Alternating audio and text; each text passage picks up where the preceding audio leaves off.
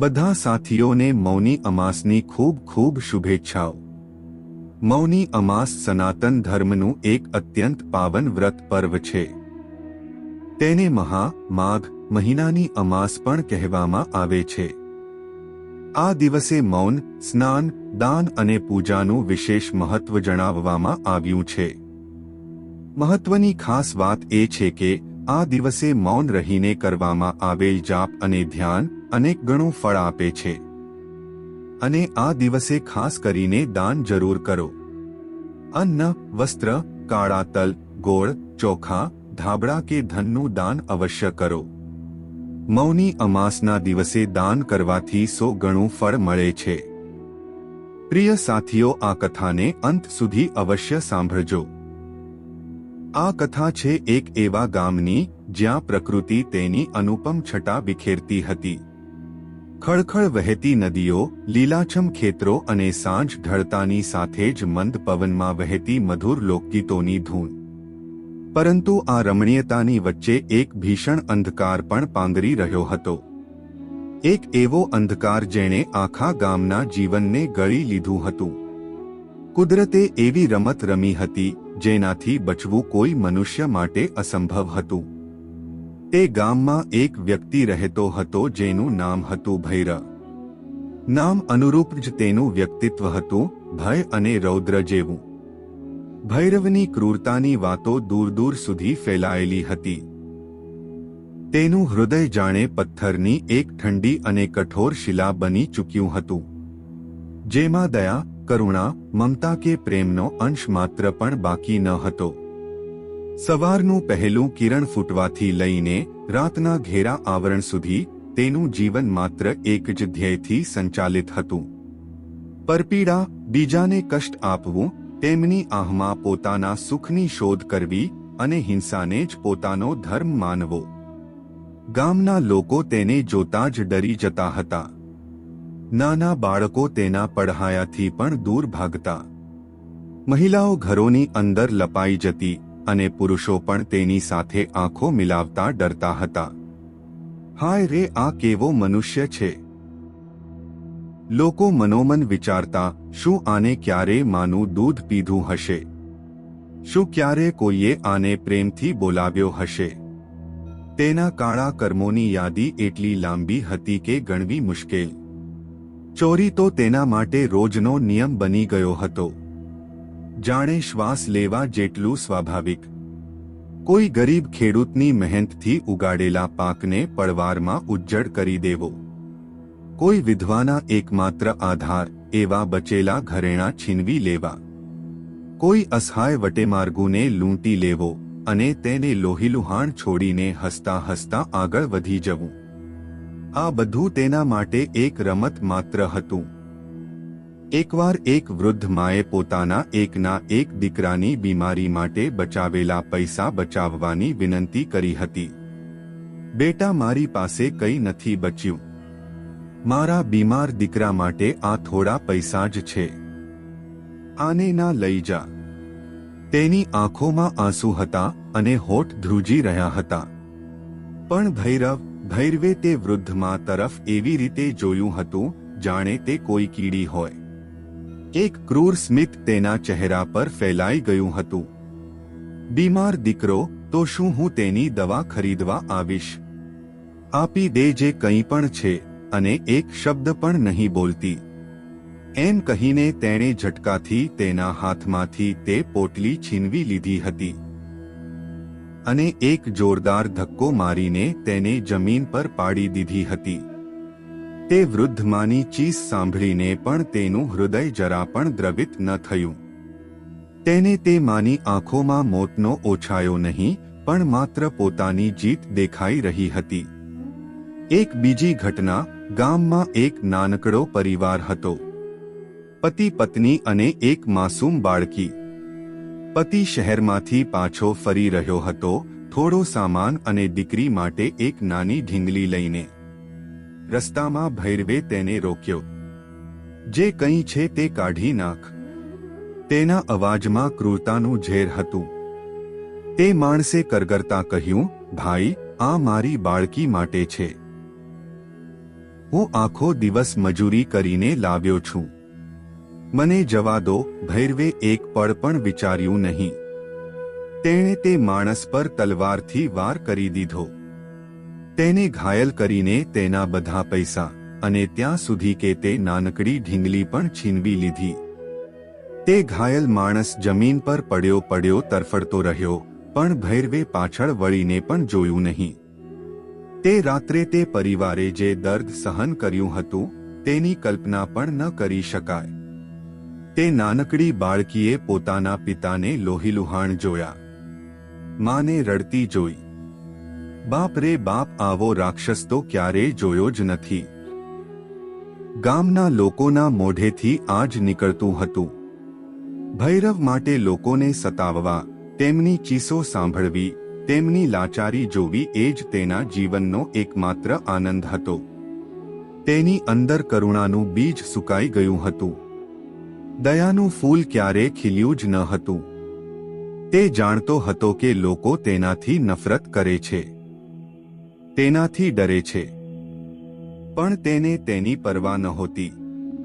તેને લાગતું હતું કે આ જ તેની શક્તિ છે. હું જ સૌથી બળવાન છું, તે મનોમન ગર્જના કરતો. એક દિવસ જ્યારે ગામના લોકો પોતાના દૈનિક કાર્યોમાં લીન હતા અને ભૈરવ પોતાની આગામી ખરાબ યોજના બનાવી રહ્યો હતો, ત્યારે એક સંત ગામમાં પધાર્યા.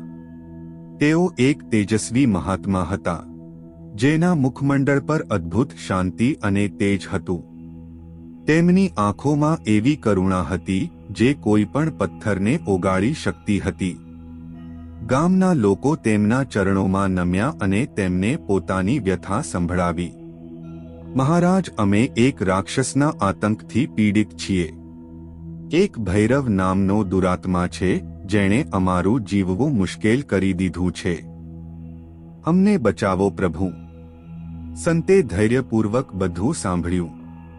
તેમની શાંત આંખો ગામના ભય અને દુઃખને ઓળખી રહી હતી. તેમણે પૂછ્યું, તે ક્યાં છે? લોકોએ ભયભીત થઈને ભૈરવના ઠેકાણા તરફ ઇશારો કર્યો. સંત કોઈ પણ ભય કે સંકોચ વગર ભૈરવ પાસે પહોંચી ગયા.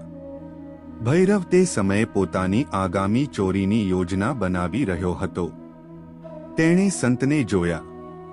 તેની આંખોમાં એ જ ક્રૂરતા અને ઉપહાસ હતો. ભૈરવે ધૃષ્ટતાથી કહ્યું, શું છે બાબા? અહીં શું ભીખ માંગવા આવ્યા છો? મારી પાસે આપવા માટે કંઈ નથી સિવાય આ લાકડીઓ. સંત મલકાયા.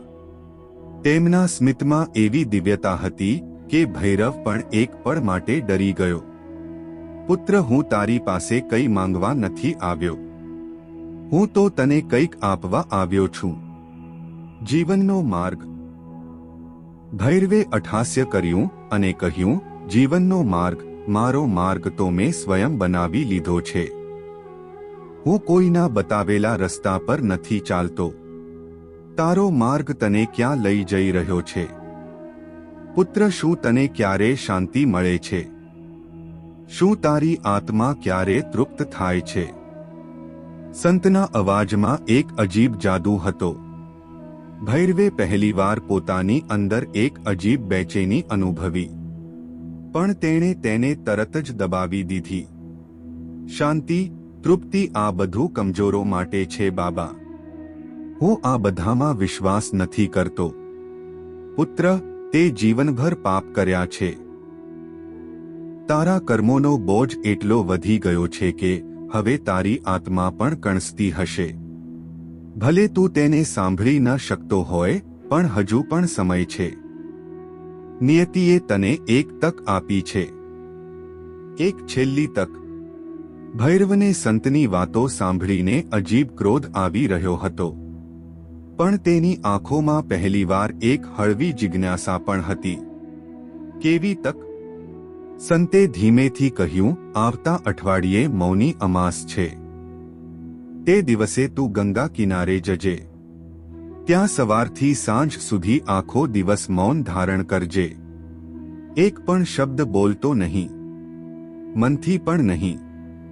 અને સંધ્યા સમયે તે પવિત્ર મૌનની સાથે ગંગામાં સ્નાન કરજે. જો તે આ કરી લીધું તો તારી આત્માના પાપોનો બોજ થોડો ઓછો થઈ શકે છે. ભૈરવને સંતની વાત બેતુકી લાગી. મૌન તે જે દરેક સમયે પોતાની શક્તિનું પ્રદર્શન કરતો હતો, જે દરેક પળ બીજાને ધમકાવીને પોતાની વાત મનાવતો હતો, તે ચૂપ રહેશે. મૌન અને હું, આ તમે શું કહી રહ્યા છો બાબા? આ મારા વશની વાત નથી. સંતે કહ્યું, વશની વાત કેમ નથી પુત્ર? આ તો તારી આત્માની મુક્તિનો પ્રશ્ન છે. એક દિવસનું મૌન અને ગંગા મૈયાનું સ્નાન. શું આ તારા જીવનભરના પાપોથી મુક્તિ મેળવવાનું નાનકડું મૂલ્ય નથી? સંતની આંખોમાં એવી દ્રઢતા હતી કે ભૈરવ તેમને ટાળી શક્યો નહીં. કંઈક તો હતું તે સંતમાં જેણે ભૈરવના કઠોર હૃદયમાં પહેલીવાર એક નાની તિરાડ પાડી હતી.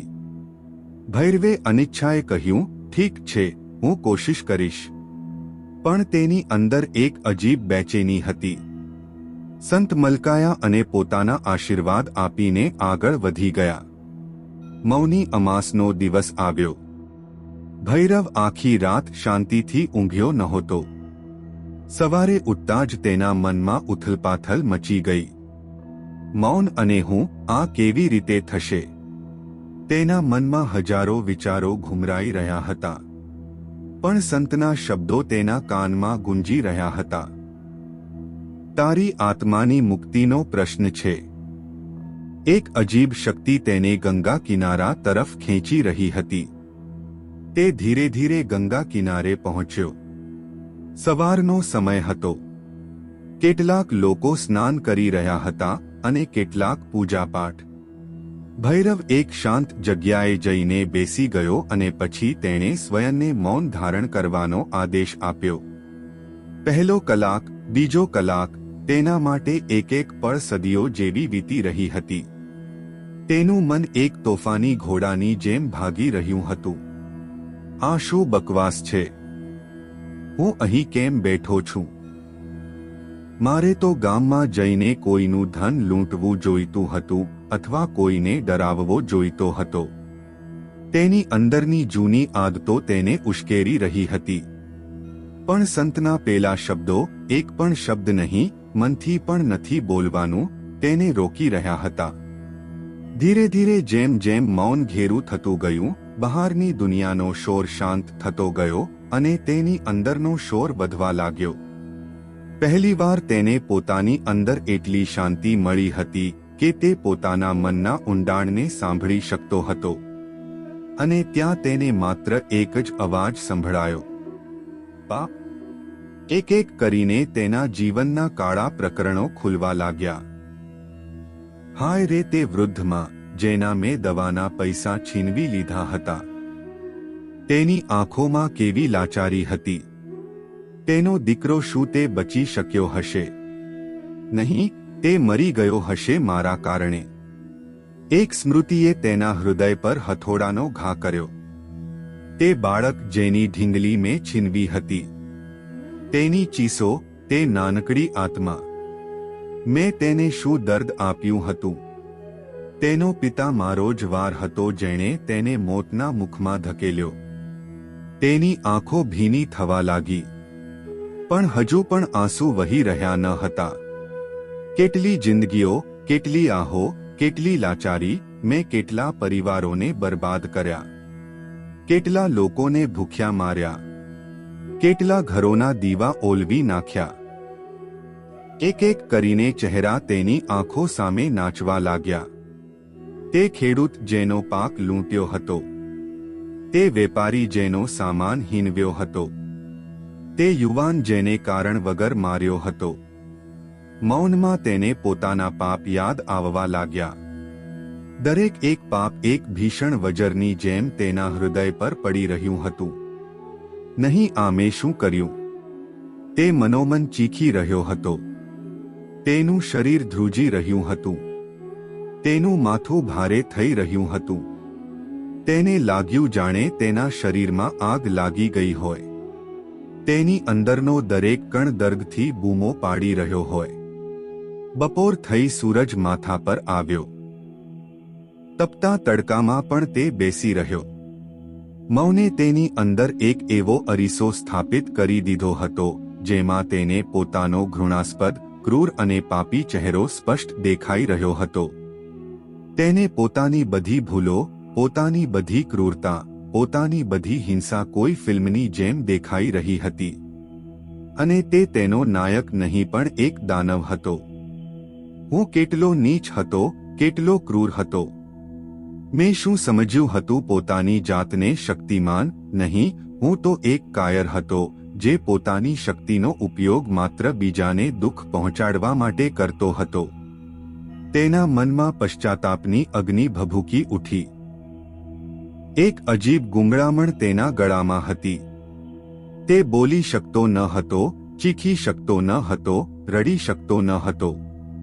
પણ તેનું હૃદય તો ફાટી રહ્યું હતું. અને પછી જાણે કોઈએ બંધ તોડી નાખ્યો હોય. તેની આંખોમાંથી આંસુ વહી નીકળ્યા. ટપ ટપ ટપ ગરમ આંસુ જે તેના ગાલ પરથી થતા જમીન પર પડી રહ્યા હતા. આ આંસુ માત્ર દર્દના ન હતા. આ આંસુ જીવનભરના એકઠા થયેલા પાપોના ભારના હતા. પશ્ચાતાપની અગ્નિમાં તપીને પીગળેલા હૃદયના હતા. તે આંસુ તેની અંદરની બધી ગંદકીને વહાવી લઈ જવા આતુર હતા. ગંગા કિનારે તે મૌન જ રહ્યો. પણ તેના મનમાં એક તીવ્ર પોકાર ગુંજી રહી હતી. ક્ષમા, હે પ્રભુ, ક્ષમા. હે ગંગા મૈયા, મને ક્ષમા કરી દો. હું પાપી છું. હું અધર્મી છું. મારાથી ભયંકર ભૂલ થઈ. મને મારા પાપોથી મુક્તિ આપો. તેની આત્મા રડી રહી હતી. તે પોતાની આંખોમાંથી વહેતા આંસુઓને રોકી શકતો ન હતો. આ આંસુ તેના જીવનના સૌથી પવિત્ર આંસુ હતા જે તેના હૃદયને ધોવાનો પ્રયાસ કરી રહ્યા હતા. સાંજ થવા લાગી હતી. સૂરજના કિરણો ધીમા પડી રહ્યા હતા. ગંગાનું જળ સોનેરી આભાથી ઝગમગી રહ્યું હતું. ભૈરવનું શરીર ધ્રુજી રહ્યું હતું. પણ તેનું મન હવે શાંત થવા લાગ્યું હતું. જાણે તોફાન પછીનો સમુદ્ર. તેની આંખોમાં હજુ પણ આંસુ હતા. પણ તેમાં હવે દર્દની સાથે સાથે એક અદ્ભુત શાંતિ પણ હતી. પશ્ચાતાપની શાંતિ. ત્યારે જ તેણે જોયું કે એક વૃદ્ધ સાધુ તેની તરફ આવી રહ્યા છે. તેમનું મુખમંડળ શાંત અને દિવ્ય હતું. તેમની આંખોમાં અદ્ભુત ચમક હતી. સાધુ તેની પાસે આવીને બેસી ગયા. ભૈરવ હજુ પણ મૌન હતો. પણ તેણે સાધુને જોયા. તે સાધુની આંખોમાં તેને કોઈ ક્રોધ કે ધિક્કાર ન દેખાયો, પરંતુ અસીમ કરુણા અને પ્રેમ દેખાયો. સાધુએ મધુર સ્વરમાં કહ્યું, પુત્ર, તે તારા મૌનને સિદ્ધ કરી લીધું. ભૈરવ મૌન જ રહ્યો, પણ તેની આંખોમાંથી વધારે આંસુ વહેવા લાગ્યા. તે સાધુને પોતાની પીડા કહેવા માંગતો હતો. પોતાના પાપ સ્વીકારવા માંગતો હતો. પણ તેનું મૌન હજુ ખંડિત નહોતું થયું. મને ખબર છે પુત્ર, તું શું કહેવા માંગે છે. તારા આંસુ જ તારી કથા કહી રહ્યા છે. તે જીવનભર પાપ કર્યા, પણ આજે તારી આત્મા જાગી ઉઠી છે. આ મૌન, આ પશ્ચાતાપ, આ આંસુ એ જ તારા પાપોનું પ્રાયશ્ચિત છે. સાધુએ તેને સહારો આપ્યો. હવે જા ગંગામાં ડૂબકી લગા. આ ગંગા મૈયા તારો બધો મેલ ધોઈ નાખશે. ભૈરવ ધીરે ધીરે ઉઠ્યો. તેના પગ ધ્રુજી રહ્યા હતા, પણ તેનું હૃદય હળવું થઈ રહ્યું હતું. તે ગંગાના પવિત્ર જળમાં ઉતર્યો. એક ડૂબકી લગાવી, બે ડૂબકી, ત્રીજી ડૂબકી લગાવતા જ તેને લાગ્યું જાણે તેના શરીર પરથી એક વિશાળ બોજ ઉતરી ગયો હોય. ગંગાનું ઠંડુ જળ તેના તન મનને શાંત કરી રહ્યું હતું. તેને લાગ્યું જાણે માં ગંગા તેને પોતાના પાલવમાં સમેટીને તેના બધા પાપોને ધોઈ રહી હોય. તેને ફરીથી એક નવજાત બાળકની જેમ પવિત્ર કરી રહી હોય. જ્યારે તે ગંગામાંથી બહાર નીકળ્યો તો સાધુ હજુ પણ ત્યાં જ બેઠા હતા. પુત્ર, હું જાણું છું કે તે અત્યાર સુધી જે કર્યું તે નિયતિની ભીષણ રમત હતી. તારા પૂર્વ જન્મોના કર્મોનું ફળ હતું અને તારા સ્વયંના મોહ અને અજ્ઞાનનું પરિણામ. પણ હવે તે તારી આત્માને જાગૃત કરી લીધી છે. તે આજે ભગવાનને મૌન પોકાર કરી છે અને તેમણે તારી સાંભળી લીધી છે. ભૈરવ પહેલીવાર બોલ્યો, મહારાજ, હું બહુ પાપી છું. મારાથી ભયાનક ભૂલ થઈ છે. શું મને ક્યારે મોક્ષ મળી શકશે? શું મારા પાપ માફ થઈ શકે છે? સાધુએ પ્રેમથી તેના માથા પર હાથ ફેરવ્યો અને કહ્યું, પુત્ર, ભગવાન વિષ્ણુ દયાના સાગર છે. તેઓ માત્ર પશ્ચાતાપ જુએ છે. તે સાચા હૃદયથી પશ્ચાતાપ કર્યો છે. હું કોઈ સામાન્ય સાધુ નથી. હું સ્વયં ભગવાન વિષ્ણુ છું, જે તારી આત્માનો પોકાર સાંભળીને અહીં આવ્યો છું. તારું આ મૌન, તારા આંસુ, તારી આ પશ્ચાતાપની અગ્નિ એ જ તારો સૌથી મોટો યજ્ઞ છે. તે તારી અંદરના દાનવને મારી નાખ્યો છે અને હવે તારી આત્મા શુદ્ધ થઈ ગઈ છે. ભૈરવે આંખો ફાડીને સાધુને જોયા. તેની આંખોમાં શ્રદ્ધા અને કૃતજ્ઞતાના આંસુ હતા. ભગવાન વિષ્ણુ બોલ્યા, હા પુત્ર, હવે તું પાછો જા. એવું ન વિચારતો કે તારા બધા પાપ એક જ દિવસમાં ધોવાઈ ગયા. આ તો માત્ર એક શરૂઆત છે. હવેથી તું તારું જીવન ધર્મના માર્ગ પર ચલાવજે. લોકોની સેવા કરજે, કોઈને કષ્ટ ન આપતો અને પોતાના પાપોનું પ્રાયશ્ચિત કરજે. એ જ તારો આગળનો માર્ગ છે. પોતાની આત્માને ક્યારેય મેલી ન થવા દેતો. સાધુના રૂપમાં ભગવાન વિષ્ણુ તેને માર્ગદર્શન આપીને અંતર્ધ્યાન થઈ ગયા. ભૈરવ ત્યાં જ ગંગા કિનારે ઘૂંટણીએ બેસી ગયો. તેની આંખોમાં હવે કોઈ ક્રોધ ન હતો, કોઈ ક્રૂરતા ન હતી. બસ અસીમ શાંતિ, ભક્તિ અને કૃતજ્ઞતા હતી. તે દિવસ પછી ભૈરવ બદલાઈ ગયો. તે એ જ ભૈરવ હતો, પણ હવે તેનું હૃદય પીગળી ચૂક્યું હતું. તે ગામમાં પાછો ફર્યો, પણ હવે તે લોકોને ડરાવતો ન હતો, પરંતુ તેમના પગમાં પડીને પોતાની ભૂલો માટે ક્ષમા માંગતો હતો. મને માફ કરી દો ભાઈઓ, બહેનો, મેં તમારા બધા પર બહુ અત્યાચાર કર્યા છે. હું એક પાપી હતો, મને માફ કરી દો. તેની આંખોમાં સાચા આંસુ હતા. શરૂઆતમાં લોકોને વિશ્વાસ ન થયો. લોકોને લાગ્યું કે આ નાટક કરી રહ્યો છે, આ ફરી કોઈ નવી ચાલ રમી રહ્યો છે. પણ જ્યારે તેમણે જોયું કે ભૈરવ સાચે જ બદલાઈ ગયો છે, તે હવે ચોરી નથી કરતો, કોઈને સતાવતો નથી, પરંતુ દિવસ રાત બીજાની સેવા કરે છે, તો તેમનું હૃદય પણ પીગળવા લાગ્યું.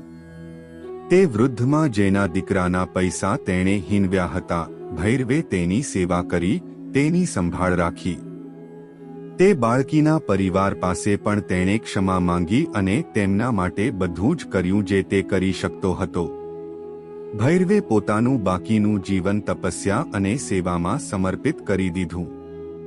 તેણે એક નાની કુટિયા બનાવી અને ત્યાં જ રહીને લોકોની મદદ કરતો.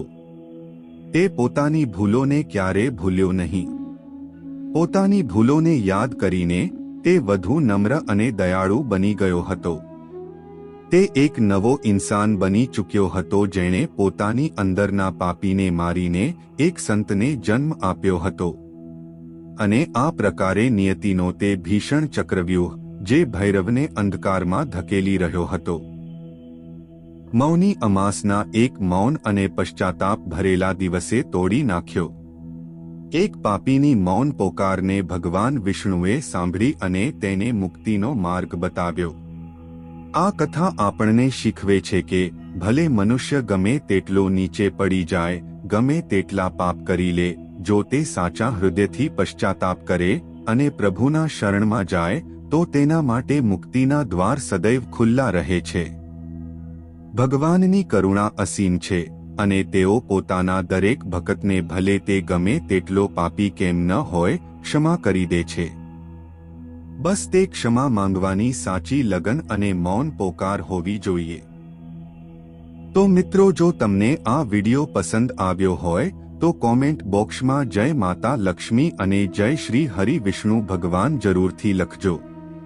સાથે અમારી ચેનલને સબસ્ક્રાઇબ કરીને બાજુમાં આપેલા બેલ આઇકનને પ્રેસ કરી ઓલ ઉપર સેટ કરી દેજો, જેથી તમને નવા વિડિયોની નોટિફિકેશન તરત જ મળે.